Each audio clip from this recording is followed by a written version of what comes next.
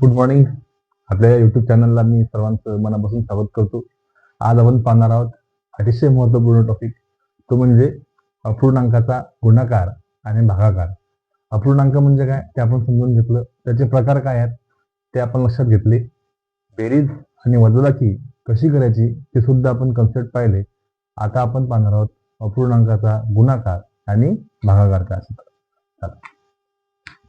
अपूर्णांक हा आपला टॉपिक चालू आहे आणि त्यातला हा भाग तिसरा, तो म्हणजे गुणाकार आणि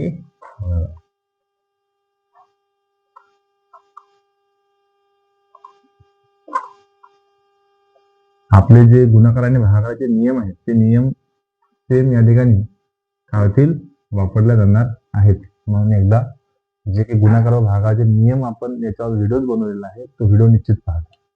ठीक आहे.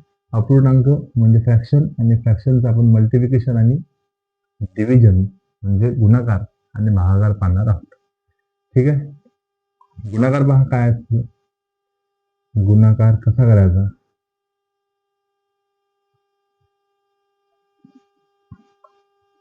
त्यासाठी काही उदाहरणं आपण घेऊ आणि त्या उदाहरणाच्या माध्यमातून आपण लक्षात घेऊ की हा गुणाकार नेमका कसा केला जातो. ठीक आहे. पहा, समजा मी एक उदाहरण घेतलं, 3/2 गुणिला 4/7. आता इथं पाया समान असेल किंवा नसेल मॅटर करत नाही. म्हणजे पाया म्हणजे काय, छेद.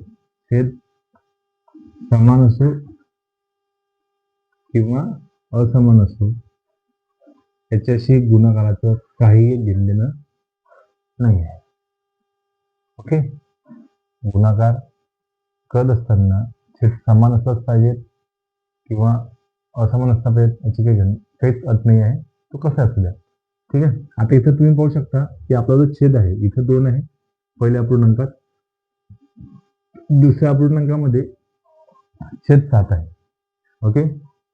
आता अशाच काय करायचं, तर गुणाकार करत असताना अंशानं अंशाला गुणायचं आणि छेदानं छेदाला गुणायचं. म्हणजे अंशाचा अंशासोबतचा गुणाकार, छेदाचा छेदासोबतचा गुणाकार.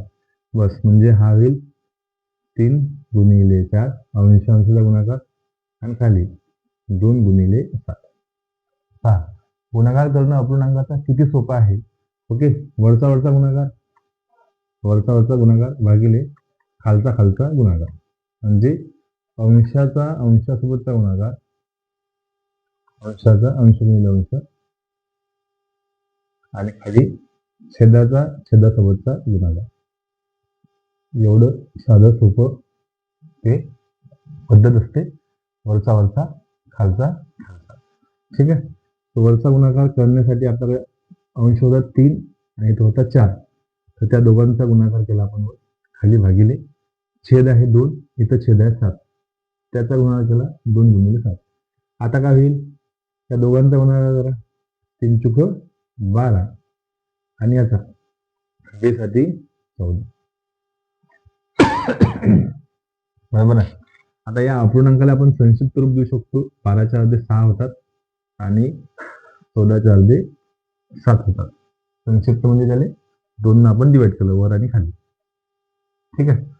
आता हेच तुम्ही इथं सुद्धा करू शकले असते. याच ठिकाणी 2 या 4ला भागातो, बरोबर आहे. 14 1 बे, बे 2 4, भाग द्यायचा, मग 3 2 6 आणि भागिले किती 7. ठीक आहे. असंही तुम्ही करू शकता, काही प्रॉब्लेम नाही. जनरली याच पद्धतीनं जायचं. जर एखादी वरची संख्या आणि खालची संख्या याच्यामध्ये जर भागाकार होत असेल, भाग जात असेल, तर तो भाग त्याच ठिकाणी देऊन टाकायचा. जसं की 2 या 4ला आपण भाग दिला, 2 2 4, मग इथं आलं 3 गुणिले 2, 3 2 6 आणि खाली उरले 6. ठीक आहे.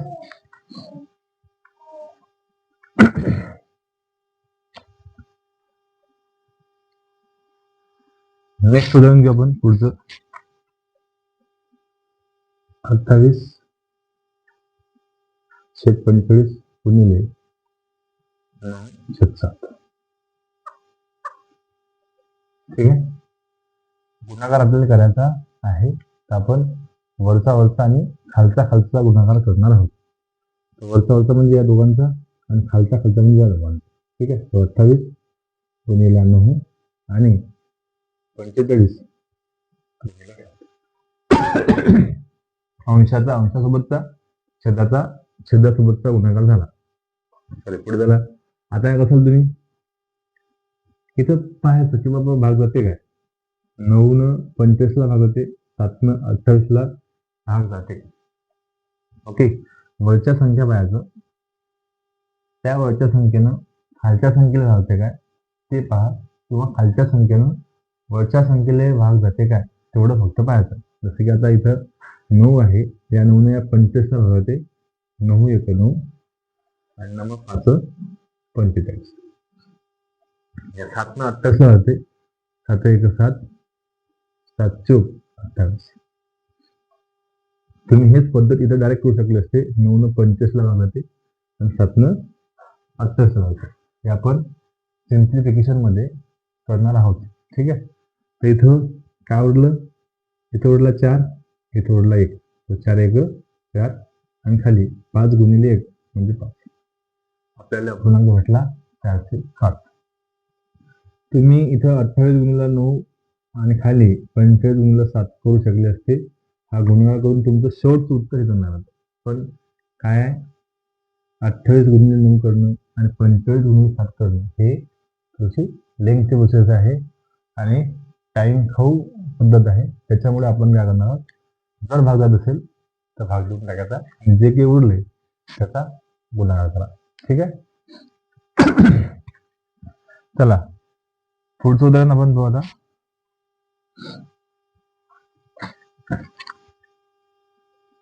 मायनस वाला घेतो.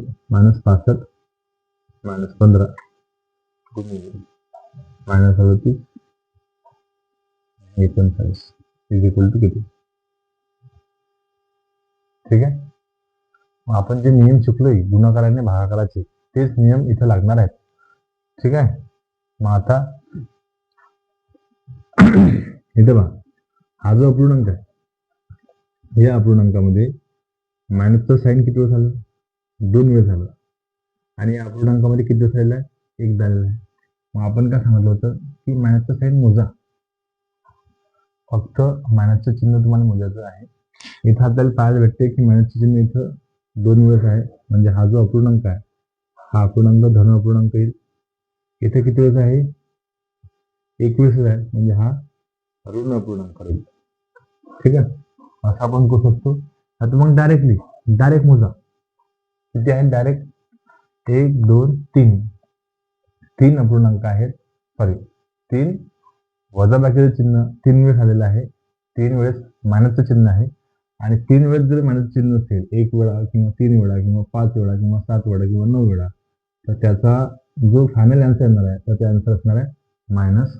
आणि 0 2 4 6 8 वेळा जर वजाबाकी चिन्ह असेल तर त्याचं जे उत्तर येईल ते प्लस येणार आहे. म्हणजे तो धन अपूर्णांक असणार आहे.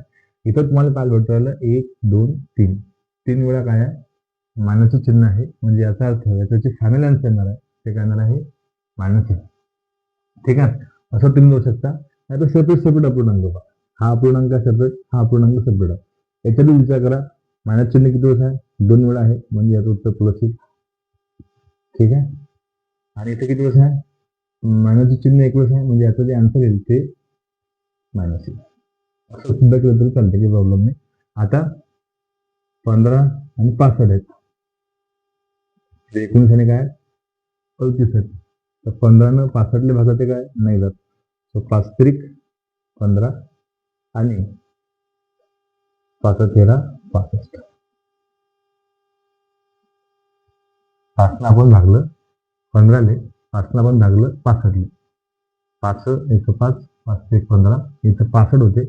65 म्हणजेच 13 गुणिले 5, 13 5 65. तो 5 कटला, खालचा 5 कटला. ठीक आहे. लक्षात येत आहे. परत सांगतो, इथं मायनसचं साईन 2 वेळेस आहे. म्हणजे आता आन्सर प्लस येईल. हा धन अपूर्णांक येईल. इथं मायनसचं साईन एकदा आहे. म्हणजे हा ऋण अपूर्णांक येईल. एवढं समजलं. आता 15 आहेत. 15 ला काही डायरेक्ट 65 ने भागत नाहीत. मग 65 आणि 15 याला भाग जाणारी या दोन्ही संख्येला भाग देऊ शकते अशी संख्या कोणती आहे, तर ते 5 आहे. 5 आपण 65ला पण भागू शकतो आणि 15ला पण भागू शकतो.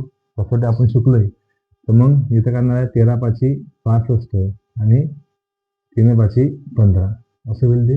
आणि हा 5 फायनल करणार आहे कॅन्सल होईल. हे असं न करता डायरेक्ट आपण काय करू आलो, 5 न भागू आलो.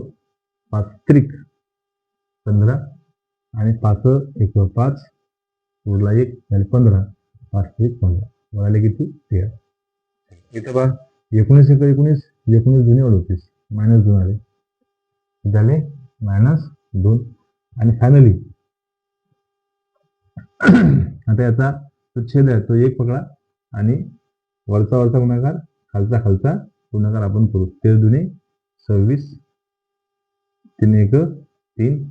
वजाबाकीचं चिन्ह संपूर्ण याच्यात एकदा झालेलं आहे म्हणून अपूर्णांक जो येईल तो काय येणार आहे, मायनस येणार आहे. धन अपूर्णांक येणार नाही आहे, तो येईल ऋण अपूर्णांक. ठीक आहे. कन्फ्युजन होऊ नका देऊ. मी परत एकदा तुमच्या समोर उदाहरण घेतोय. मायनसचं चिन्ह फक्त तुम्हाला त्या ठिकाणी काय करायचं आहे, मोजायचं आहे. -40 डिवाइड बाय -8 गुणिले -72 भागिले 9. ठीक आहे.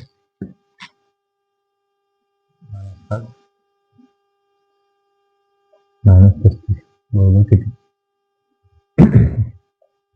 आता इथं 3 अपूर्णांकाचा आपल्याला गुणाकार करायचा आहे. मग आपल्याला जनरल बेसिक पद्धत काय सांगितली, वरच्याचा गुणाकार आणि खालच्यांचा गुणाकार. हे जनरल पद्धत आपण घेतलेली आहे. मग आपण त्या गोष्टीकडे फोकस करायचं. -40 गुणिले -72 गुणिले -5 वरचा गुणाकार खाली.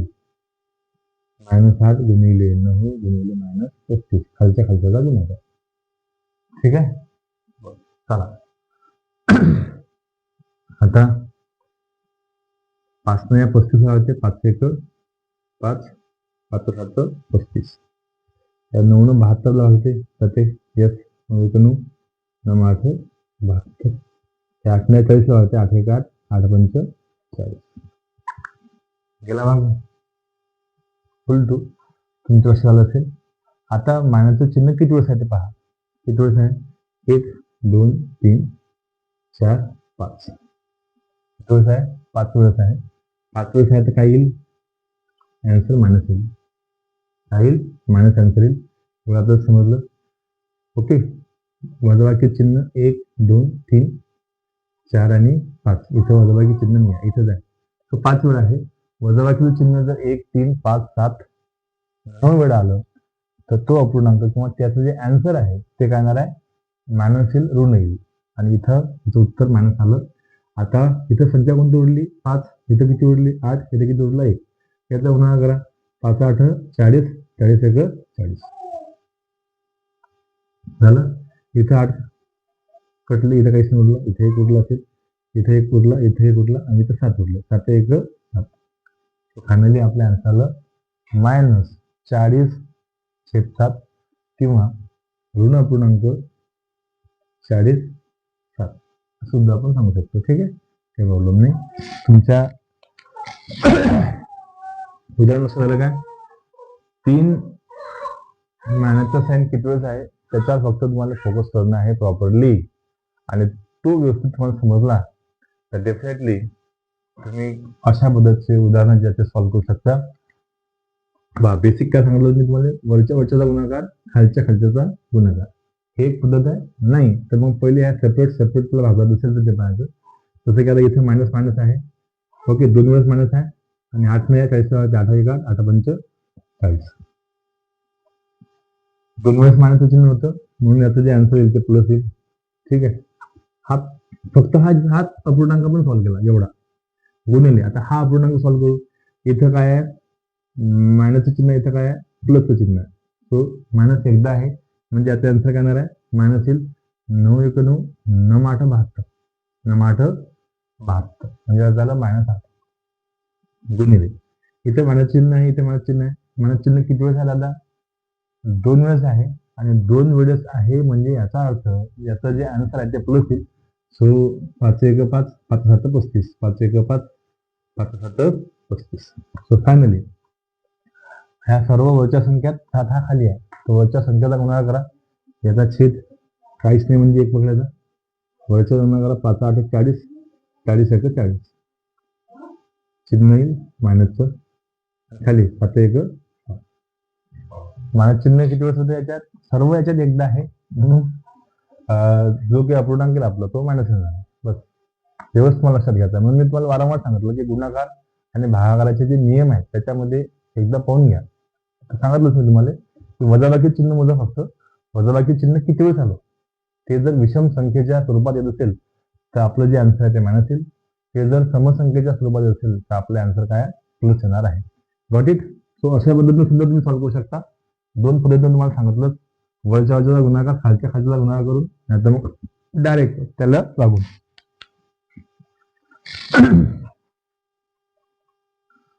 चलो पुढचं एक्झाम्पल्स तुमच्या समोर घेतो आता.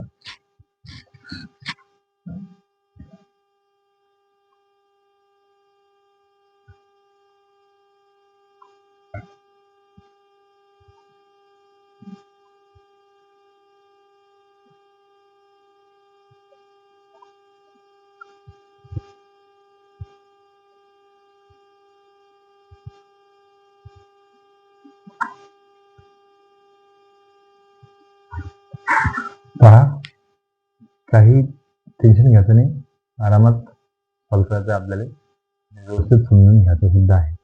आता मी तुम्हाला इथं दोन पद्धती सांगितल्या होत्या, एक तर डायरेक्टली भागत असेल तर डायरेक्टली भाग द्या, नाही तर मग वरच्या संख्येचा गुणाकार, खालच्या संख्येचा गुणाकार. ठीक आहे ना? हा अपूर्णांक आहे, याच्यात 7 40 भाग जात नाही. हा दुसरा अपूर्णांक आहे, 5 आपण 10 भागू शकतो. हा तिसरा अपूर्णांक आहे, वरात 8 खाली 40, 8 आपण खालच्या 40 भागू शकतो. ठीक आहे, मग तुम्हाला जर वाटलं की तुम्ही तसं करा, नाही तर मग वरच्याचा गुणाकार खालच्याचा गुणाकार देईल, मग आपल्याला कॅन्सल करता येईल पद.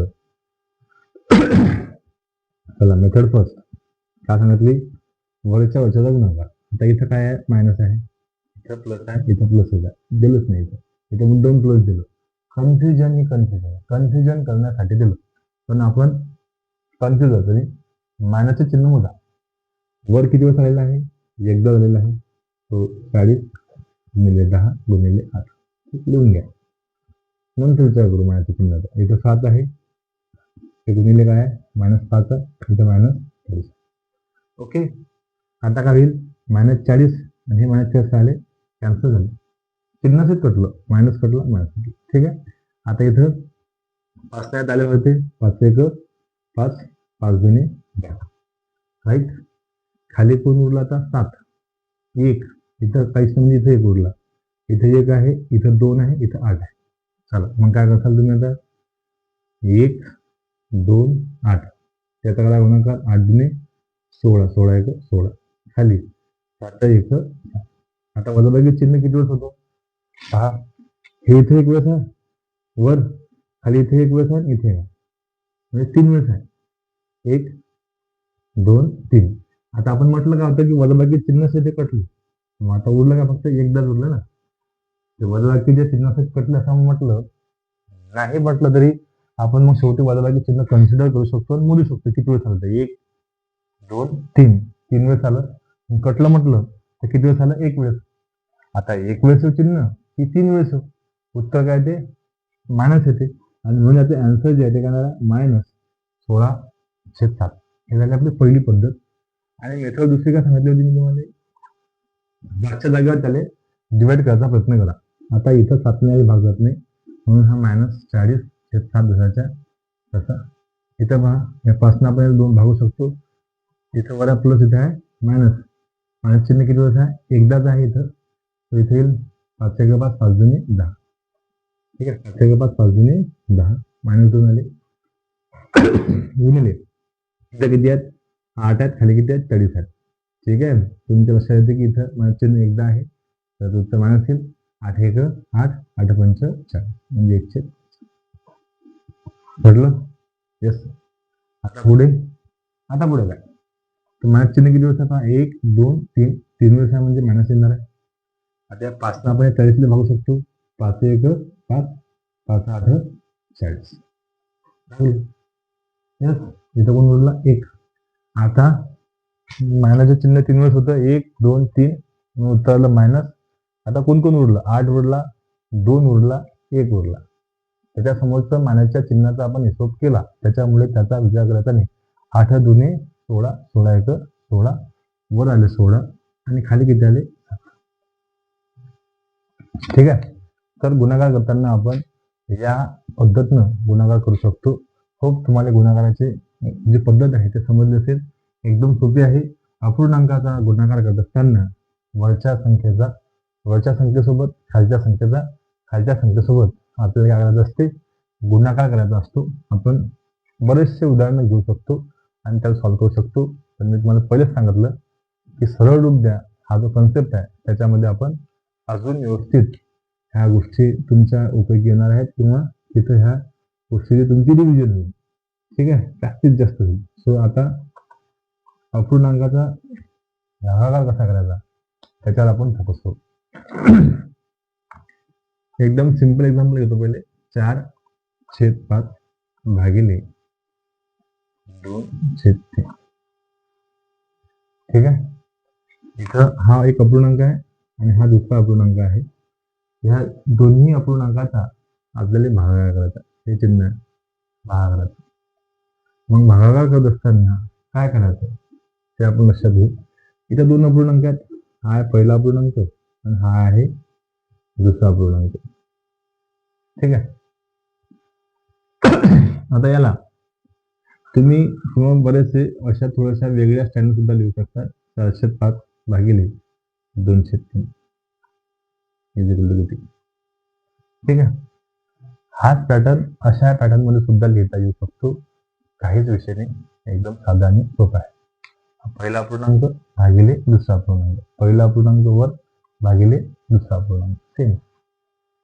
मग अशा वेळेस या अपूर्णांकाचा भागाकार करत असताना कशा पद्धतीनं तो केला पाहिजे. ठीक आहे. आपण काय करतो, हा जो पहिला अपूर्णांक आहे हा पहिला अपूर्णांक जसाच्या तसा ठेवतो. पहिला ऍज इट इज. हे जे भागाकाराचं चिन्ह आहे त्याच्याऐवजी गुणाकाराचं चिन्ह घेतो. काय घेतो? गुणाकाराचं चिन्ह घेतो आणि दुसऱ्या अपूर्णांकाला पलटी मारतो. पलटी मारतो म्हणजे काय?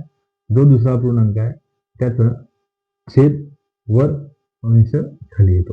म्हणजे 3 कुठे जाईल? वर जाईल आणि 2 कुठे येईल? खाली येईल. ठीक आहे. एकदम बेसिक रूल हा की जर ए भागिले बी डिवाइड बाय काय असेल? सी भागिले डी असेल. तर काय करायचं? एचा गुणाकार आणि एचा गुणाकार क्रॉस गुणाकार करावा लागेल. काय करावं लागते? क्रॉस गुणाकार. आपण तोच क्रॉस गुणाकार करत आहोत. फक्त पहिला अपूर्णांक जसा तसा, दुसरा अपूर्णांक छेदवर घेतला, 3 खाली घेतला. आता तुम्हाला काय भेटते? इथं 4 गुणिले 3 म्हणजे हे दोघं जण आले. गुणाकार म्हटलं की वरचा गुणाकार आणि खाली खालचा गुणाकार म्हणजे 5 गुणिले 2 हा सांगा. म्हणजे भागाकारामध्ये काय करतो? भागाकारामध्ये उत्तर करत असताना आपण क्रॉस गुणाकार करतो. काय करतो? क्रॉस गुणाकार. ठीक आहे. असं या पद्धतीचं असेल तर तेच पॅटर्न आहे. फक्त हे ए भागिले बी सी भागिले डी असेल तर तेच निघायचं. ए गुणिले डी आणि बी गुणिले सी.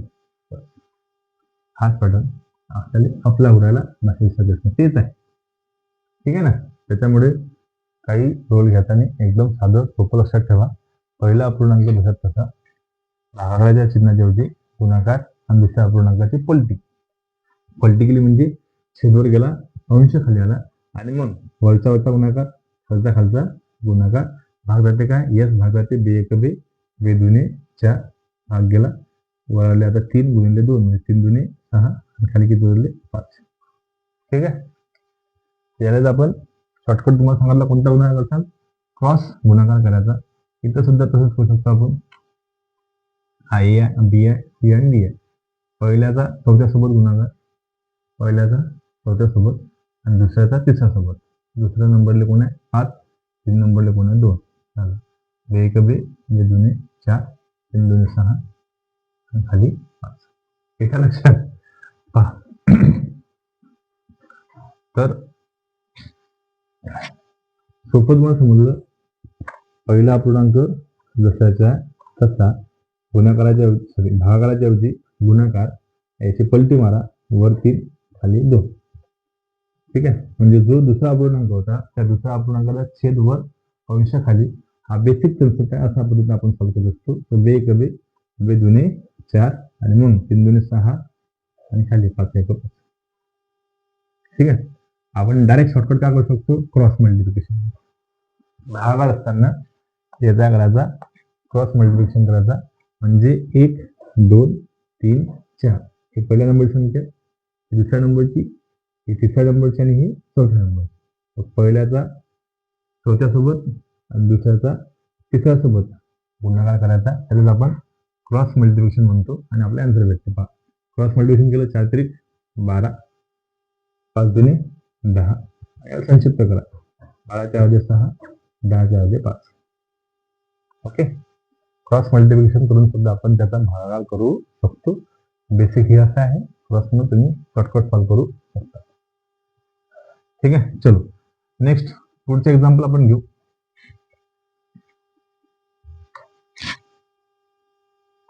17 भागिले 12 पहिला अपूर्णांक झाला. दुसरा अपूर्णांक आहे 85 divide by 36 is equal to किती,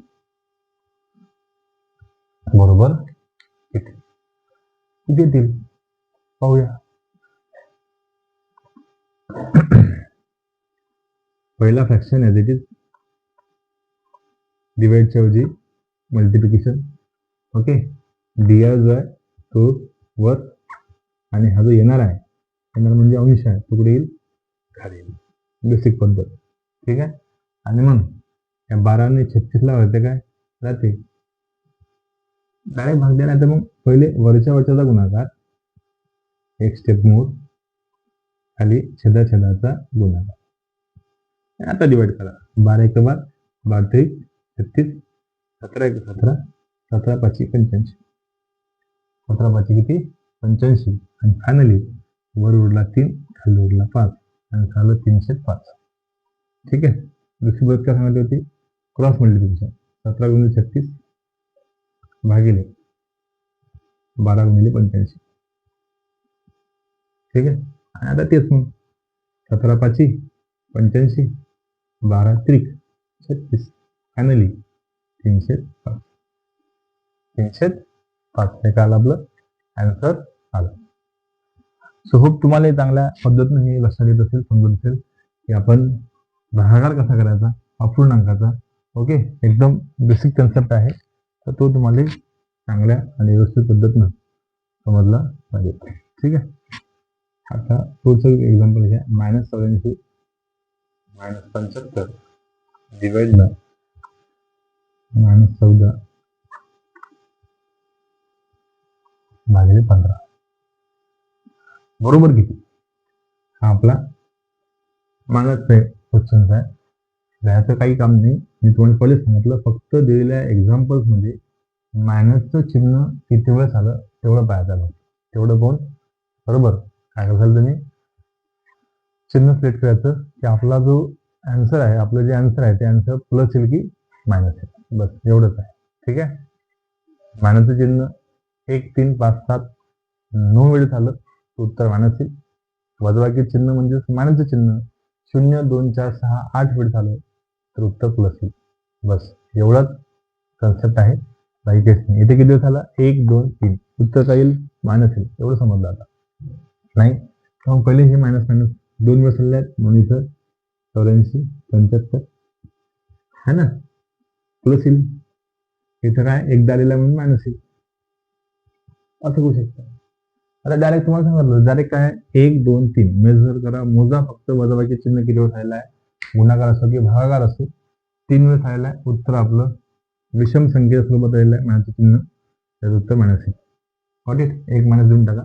आणि आता भागाकार असेल तर तिरपा गुणाकार 84 गुणिले 15 आणि 75 गुणिले 14. बस.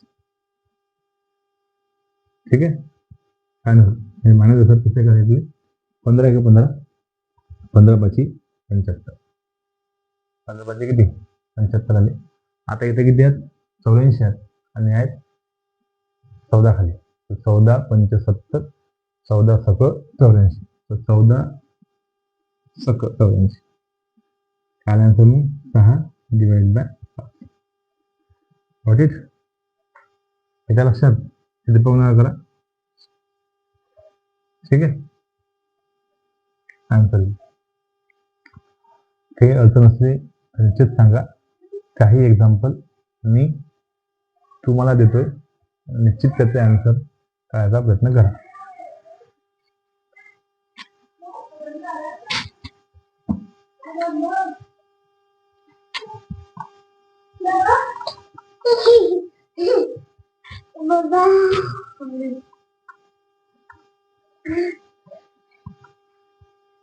किती येईल याचा आन्सर निश्चित कमेंट मध्ये सांगा. ठीक आहे. तोपर्यंत आपण पाहूया पुढच्या टॉपिक साठी.